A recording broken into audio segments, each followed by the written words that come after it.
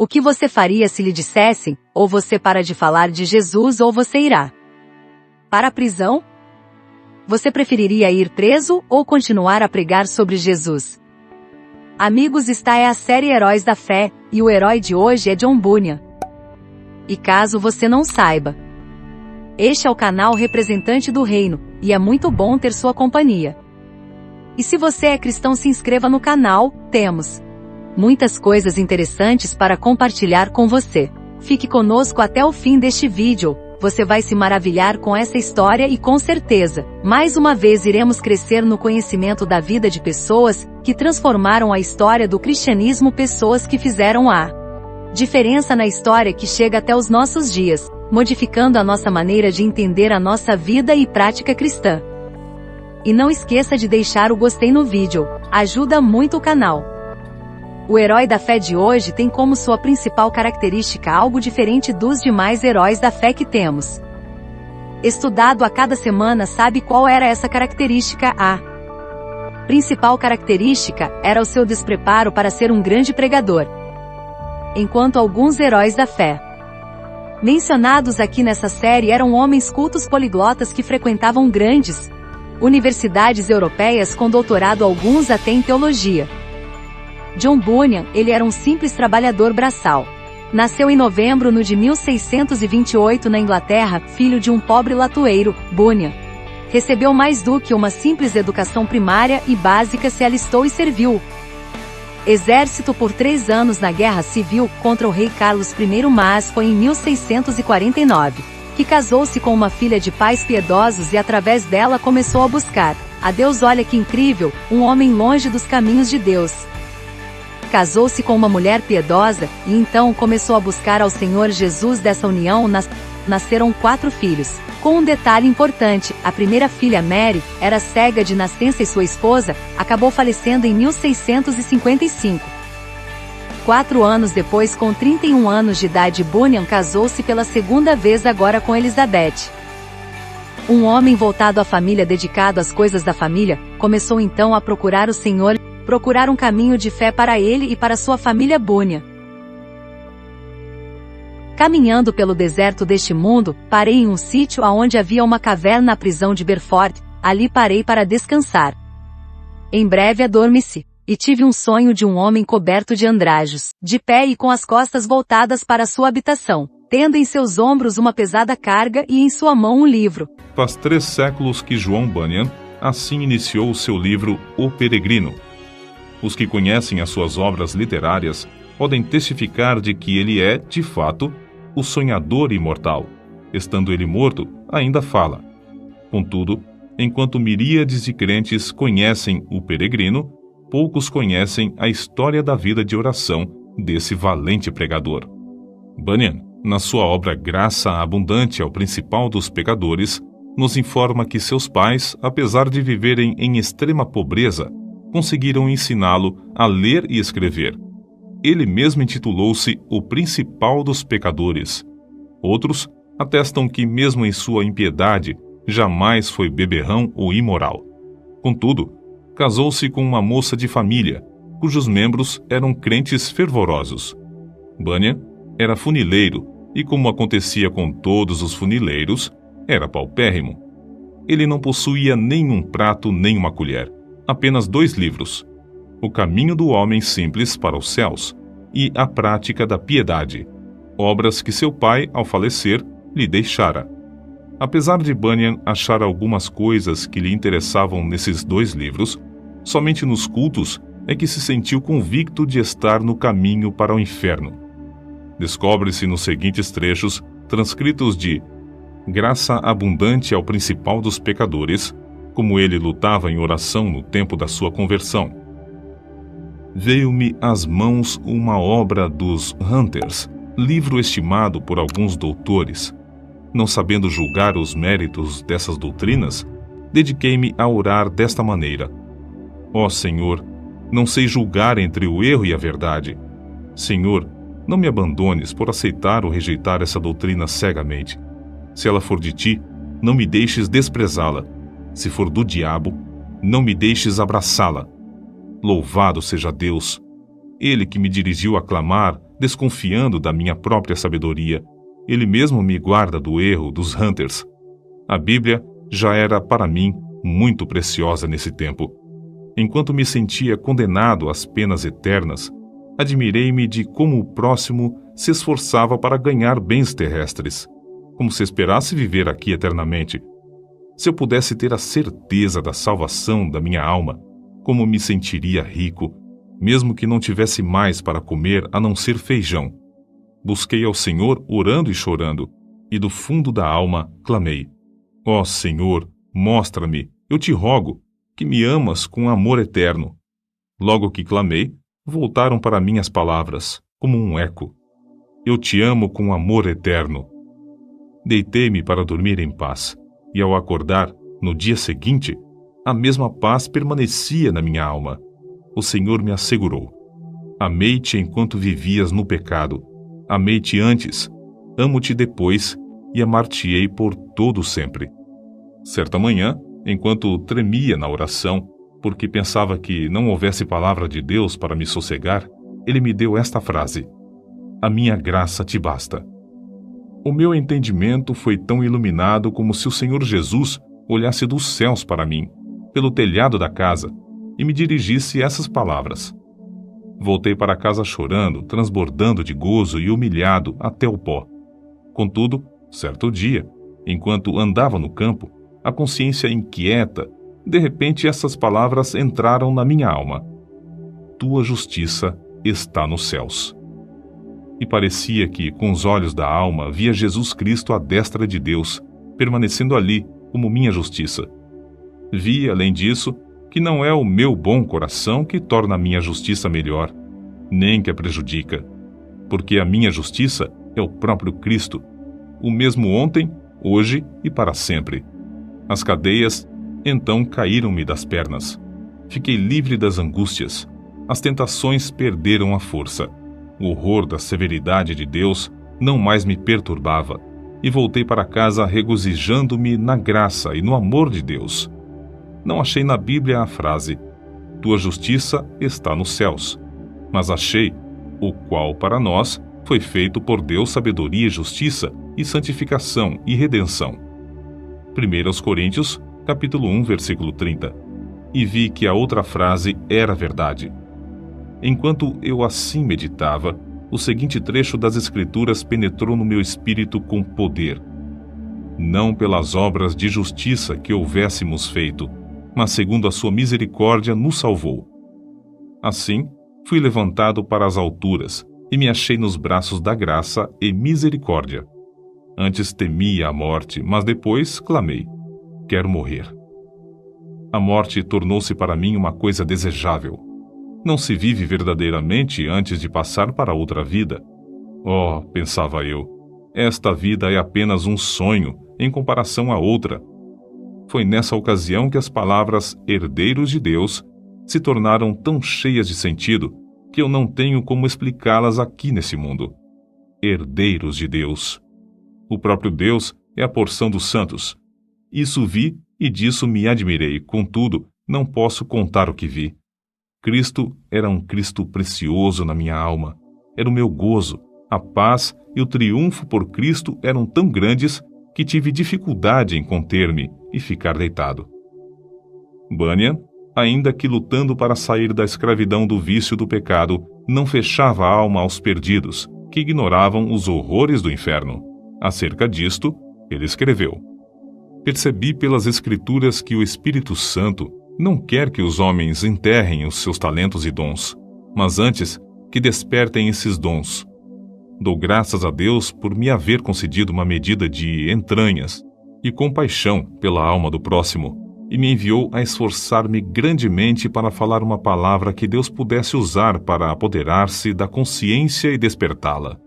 Nisso, o bom Senhor respondeu ao apelo de seu servo, e o povo começou a mostrar-se comovido e angustiado de espírito ao perceber o horror do seu pecado e a necessidade de aceitar a Jesus Cristo. De coração, clamei a Deus com grande insistência que Ele tornasse a palavra eficaz para a salvação da alma. De fato, disse repetidamente ao Senhor que Se o meu enforcamento perante os olhos dos ouvintes servisse para despertá-los e confirmá-los na verdade, eu aceitaria alegremente.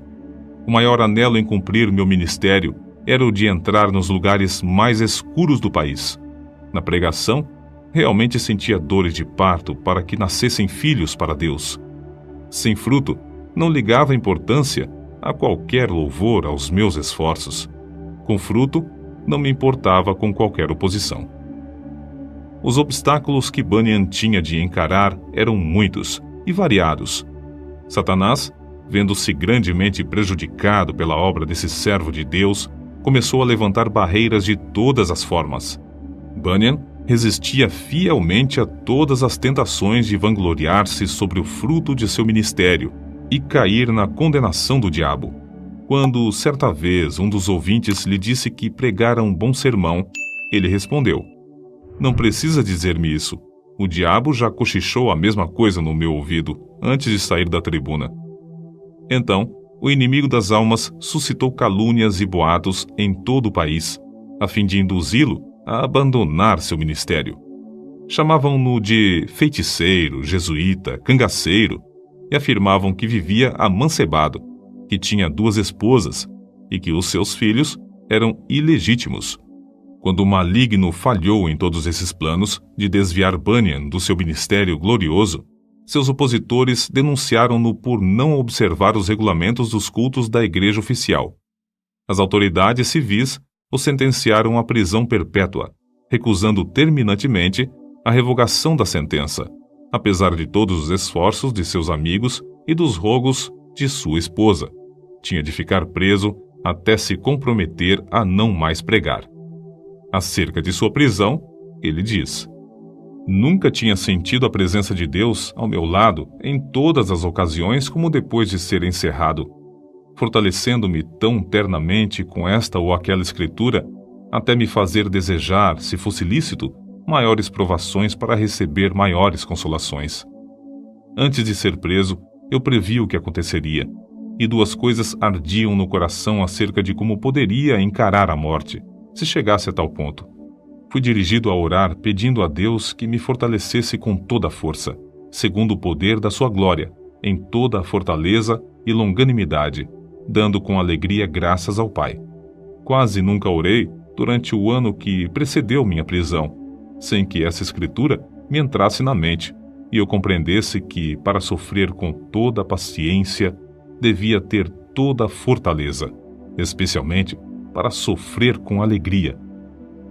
A segunda consideração foi na passagem que diz: "Mas nós temos tido dentro de nós mesmos a sentença de morte para que não confiássemos em nós mesmos, porém em Deus que ressuscita os mortos." Cheguei a ver por essa escritura que, se eu chegasse ao ponto de sofrer como devia, primeiramente tinha de sentenciar à morte todas as coisas que pertencem à nossa vida, considerando-me a mim mesmo, minha esposa, meus filhos, a saúde, os prazeres, tudo, enfim, como mortos para comigo e eu morto para com eles.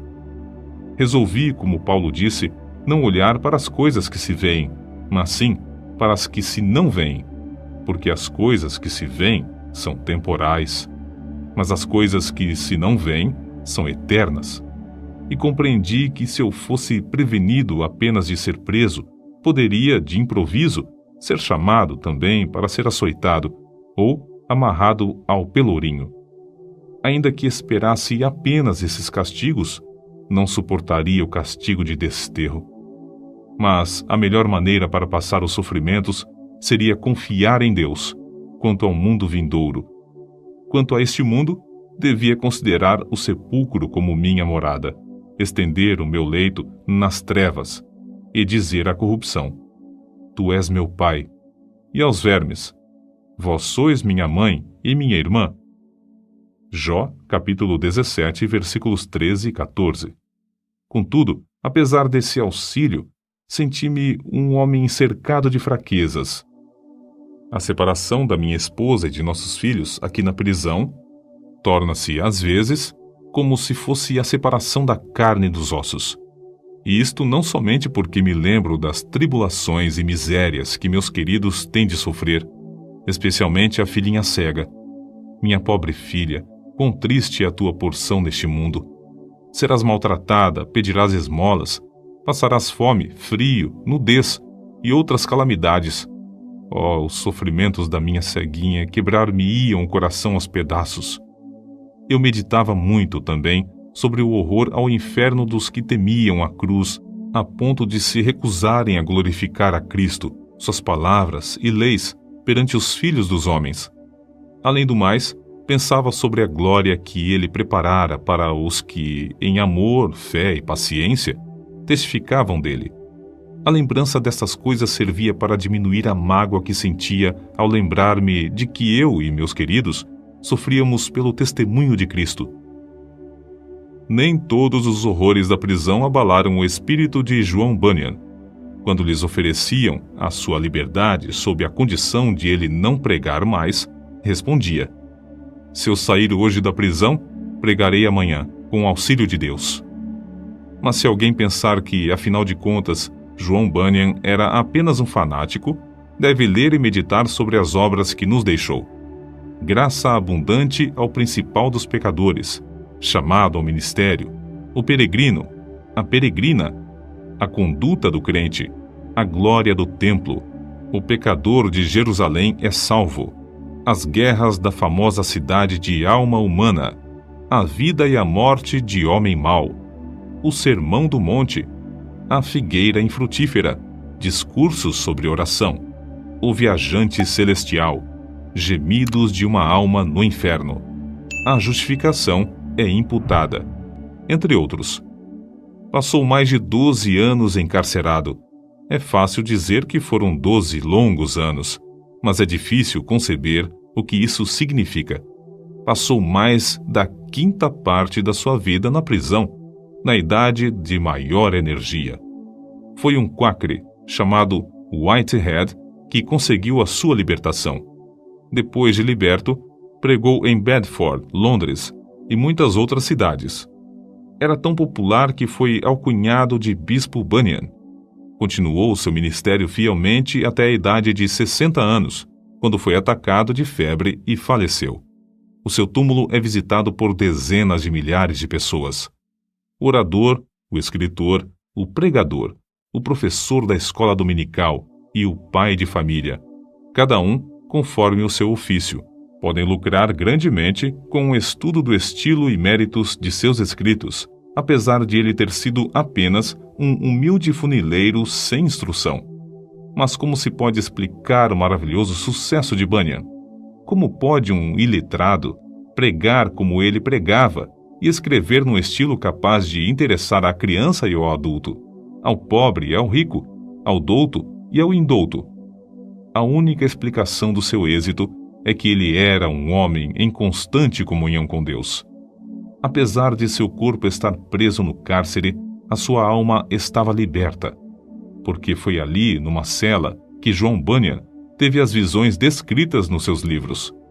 Visões muito mais reais do que os seus perseguidores e as paredes que o cercavam. Depois de desaparecerem os perseguidores da terra e as paredes virarem pó, o que Bunyan escreveu continua a iluminar e alegrar todas as terras e gerações. O que vamos citar mostra como Bunyan lutava com Deus em oração. Há na oração o ato de desvelar a própria pessoa, de abrir o coração perante Deus, de derramar afetuosamente a alma em pedidos, suspiros e gemidos. Senhor, disse Davi, diante de ti está todo o meu desejo, e o meu gemido não te é oculto. Salmo capítulo 38, versículo 9. E outra vez, a minha alma tem sede de Deus, do Deus vivo. Quando entrarei e me apresentarei ante a face de Deus? Quando me lembro disto, dentro de mim, derramo a minha alma. Salmos capítulo 42, versículos 2 ao 4. Note, derramo a minha alma. É um termo demonstrativo de que, em oração, sai a própria vida e toda a força para Deus. Em outra ocasião, escreveu: as melhores orações consistem, às vezes, mais em gemidos do que em palavras, e estas palavras não são mais que a mera representação do coração, vida e espírito de tais orações. Como ele insistia e importunava em oração a Deus, fica claro no trecho seguinte: eu te digo, continua a bater, chorar, gemer e prantear. Se ele se não levantar para te dar porque és teu amigo, ao menos por causa da tua importunação, levantar-se-á para dar-te tudo o que precisares. Sem contestação, o grande fenômeno da vida de João Bunyan consistia no seu conhecimento íntimo das Escrituras, as quais amava, e na perseverança em oração ao Deus que adorava. Se alguém duvidar de que Bunyan seguia a vontade de Deus nos 12 longos anos que passou na prisão de Bedford, deve lembrar-se de que esse servo de Cristo, ao escrever O Peregrino, atrás das grades, pregou um sermão que já dura quase 3 séculos e que hoje é lido em 140 línguas. É o livro de maior circulação depois da Bíblia. Sem tal dedicação, não seria possível conseguir o incalculável fruto eterno desse sermão pregado por um funileiro cheio da graça de Deus. Nota: Quakre, forma aportuguesada de Quakers, como eram mais conhecidos os membros da Sociedade dos Amigos, nome de uma comunidade de cristãos protestantes surgida no século XVII. No início, eram seguidores de um pregador leigo, o inglês George Fox, que, em 1647, começou a pregar a doutrina de Cristo dentro. Todas as pessoas podem sentir a palavra de Deus em suas almas, caso se esforcem para ouvi-la. Interpretavam literalmente as palavras de Jesus Cristo nas Escrituras. Eram contra prestar juramentos e contra a guerra. Destacavam-se sempre pela solidariedade. Em 1947, os comitês britânico e americano de socorro Quaker Internacional receberam o Prêmio Nobel da Paz. Enciclopédia em Carta.